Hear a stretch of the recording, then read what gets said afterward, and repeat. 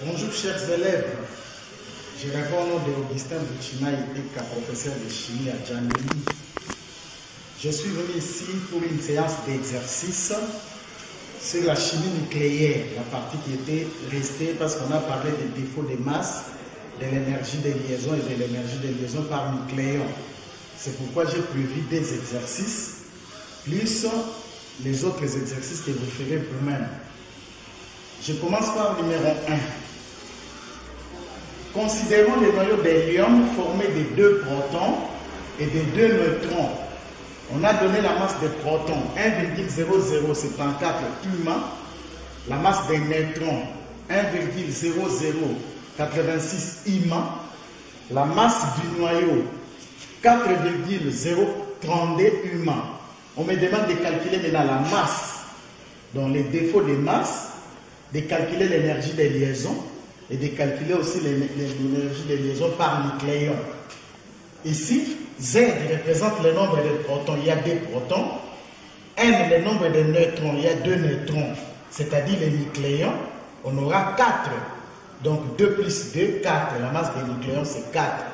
La masse des protons est là-bas. Maintenant, on me demande de chercher delta M, qui est le défaut des masses. La formule est là. Delta M est égal à Z, le nombre de protons, multiplié par la masse des protons, plus le nombre de neutrons, multiplié par la masse des neutrons, moins la masse du noyau. Et je dois remplacer chaque chose par sa valeur respective en remplaçant 2 protons multipliés par sa masse, 2 neutrons multipliés par sa masse, moins la masse du noyau. Et ceci me donne 4,032 moins 4,002. Ça me donne 0,03 humains. 3 humains, 0,03 humains, c'est la même chose que 0,03 grammes. Je dois convertir ça en kilogrammes parce que pour calculer la masse en joules, on doit exprimer la masse en kilogrammes.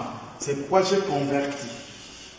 Et la formule nous dit l'énergie des liaisons, c'est delta M en kilogrammes fois la célérité.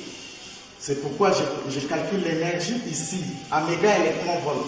0,03 fois 931,5, ça me donne 27,945 méga électron-volt. Énergie des liaisons en joules, je multiplie par la célérité au carré et je trouve 27 10 exposant 11 joules. Et l'énergie par nucléon, je dois diviser par 4. Ça me donne 6,986 mégaélectron-volts, à peu près 7. Énergie par nucléon en joules par mole, je prends seulement l'énergie que j'ai obtenue là-bas divisé par 4, j'obtiens ce nombre-là. Le deuxième exercice, c'est la même chose. Calculer les défauts de masse en humains et en kilogrammes et l'énergie des liaisons des nucléons en méga électron-volts, en joules et en kilocalories. On a donné, nous savons que le fer c'est le 26e élément, le nombre de protons c'est 26, neutrons, on va faire 56 moins 26, ça donne 30, et la masse des protons est donnée, la masse des neutrons est donnée. La masse du noyau nous est donnée dans les problèmes. Nous faisons la même opération, 26 fois masse des protons, plus 30 fois masse des neutrons. Tout ceci me donne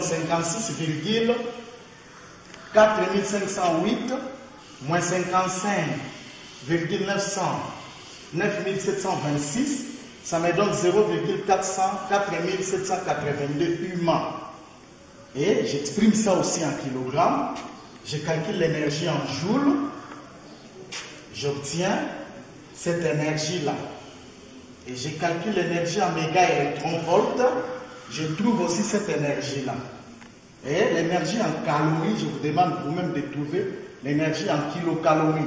Parce que j'avais donné toutes les relations.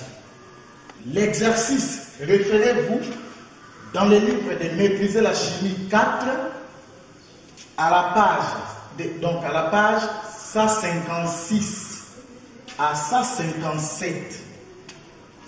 C'est-à-dire 156 à 157. Il y a des exercices là-bas. Répondez à toutes les questions là-bas pour récapituler tout ce qu'on avait dit la fois passée. Voilà, j'ai terminé la partie de chimie nucléaire. Prochainement, quand je viendrai, c'est pour donner le dernier chapitre qui est comment on appelle ça, la radioactivité, qui sera notre dernier chapitre. Merci.